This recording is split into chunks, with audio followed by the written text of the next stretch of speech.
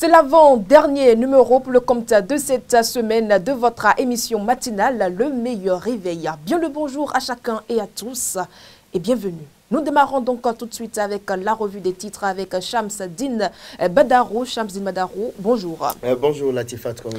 Toute l'actualité de ce matin, c'est bel et bien avec vous. Merci à vous Latifat Kouenou, amis internautes, bonjour. On démarre avec le quotidien Maison La Guérite.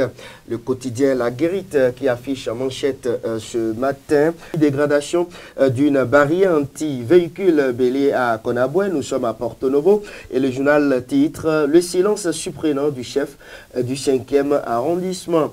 On poursuit toujours avec La Guérite. Visite de l'ancien chef de l'État à la GDIZ à Glodibé. Nicéphore Soglo impressionné. Chefferie traditionnelle au Bénin. Une loi bientôt examinée au Parlement. À l'oreille du journal, exploitation de la route des pêches. Le message de l'exécutif aux promoteurs et investisseurs. Le quotidien La Guérite s'en va et on retrouve un matin libre, même sans expérimentation. Le code électoral, record en contestation. Tanon restera-t-il sous aux appels à la réélecture, s'interroge mon confrère. On poursuit ce matin avec le matinal cadre juridique de la chefferie traditionnelle au Bénin, les grandes lignes du projet de loi transmis au Parlement. Le coopérant, un renforcement de l'attractivité touristique à Porto Novo, la chasse au trésor fait du site de la promenade lagunaire une destination touristique unique en Afrique de l'Ouest. Notre époque à présent, notre époque qui parle aujourd'hui donc de l'examen et vote du projet de loi portant cadre juridique de la chefferie traditionnelle en République du Bénin et titre « Le gouvernement transmet le test au Parlement ». Notre époque s'en va et on retrouve le quotidien Le Meilleur Bénin, prison civile d'Accra-Misrété, le régisseur élevé de ses fonctions. Fraternité, visite à la GDIZ, Soglo, sous les charmes, objectivité et sagesse, symbole de grandeur. Gaskiani Info, présidentielle 2026, le dauphin toujours inconnu.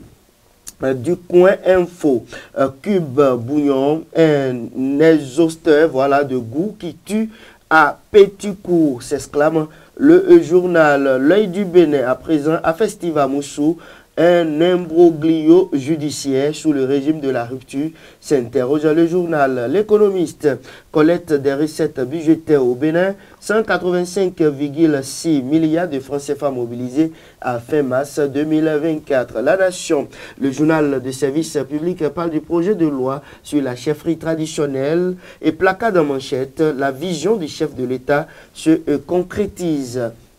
Dynamisme Info. Enlèvement de Steve Amoussou, le procès à la criette fait-il éteindre l'effet des mandats d'arrêt émis? C'est une interrogation à la une du journal. Et pour terminer ce matin, Latifat Kouenou, retour sur la une du quotidien Maison La Guérite, dégradation d'une barrière anti-véhicule bélier à Konaboué à Porto Novo, le silence surprenant du chef du 5e arrondissement. À l'oreille du journal, exploitation de la route des pêches, le message de l'exécutif aux promoteurs et investisseurs. Visite de l'ancien chef de l'État à la GDIZ à Glodibé, Nicéphore Soglo impressionné. Et chefferie traditionnelle au Bénin, une loi bientôt examinée au Parlement. Latifat Kouenou. Merci à vous Shamsdine Badarou. Nous entamons avec la deuxième rubrique de cette émission, exploitation de la route des pêches. Le message de l'exécutif aux promoteurs est à suivre avec vous. Ah oui, c'était ça Latifat Kouenou. L'occupation des espaces d'aménagement et de restauration sur la route des pêches est désormais organisée. Les promoteurs ou investisseurs privés désireux d'exploiter ces lieux sont invités à soumettre leurs demandes en constituant un dossier comprenant plusieurs pièces. Les différentes pièces à fournir sont détaillées dans un communiqué en date du 2 septembre dernier, signé conjointement par les ministres José Didier Tonato et Romuald Wadani.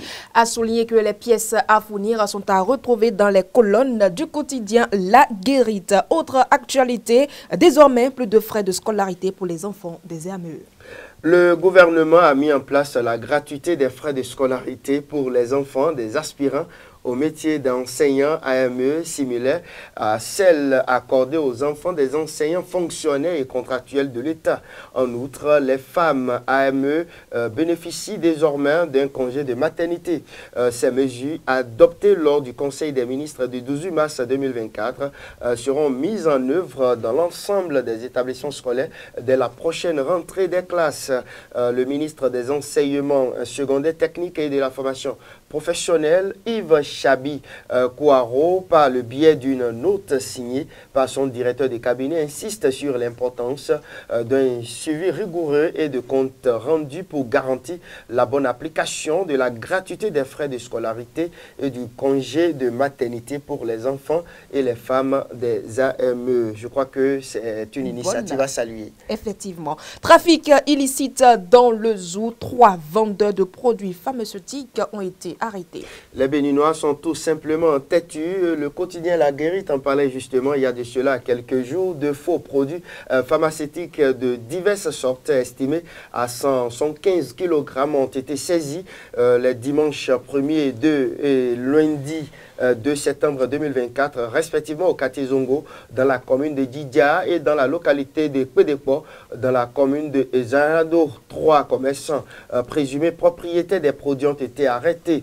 Les prévenus ont été placés sous mandat de dépôt à la suite de leur présentation au procureur de la République près le tribunal de première instance de 2e classe d'Abomey. Hors de nos frontières, au Madagascar, ouverture du dépôt des candidatures pour les élections municipales et communales.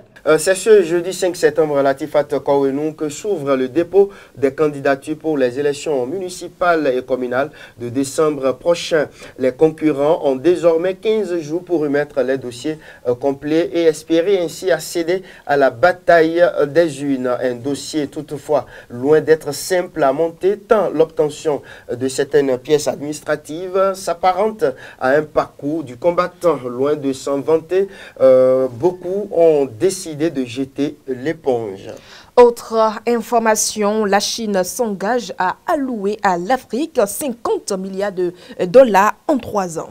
Le président chinois Xi Jinping a affirmé ce jeudi 5 septembre que la Chine était prête à approfondir sa coopération avec le continent africain dans le domaine économique lors de l'ouverture d'un grand sommet Chine-Afrique à Pékin. Les relations Chine-Afrique connaissent leur meilleure période de l'histoire, a assuré Jinping, alors que la Chine est le premier partenaire commercial du continent africain. Au total, 25 dirigeants de pays africains ont confirmé leur présence au sommet du forum sur la coopération Chine-Afrique selon un décompte de l'AFP. Le sommet est le plus grand rendez-vous diplomatique organisé à Pékin depuis la pandémie de Covid-19. Il doit s'achever ce vendredi, demain donc.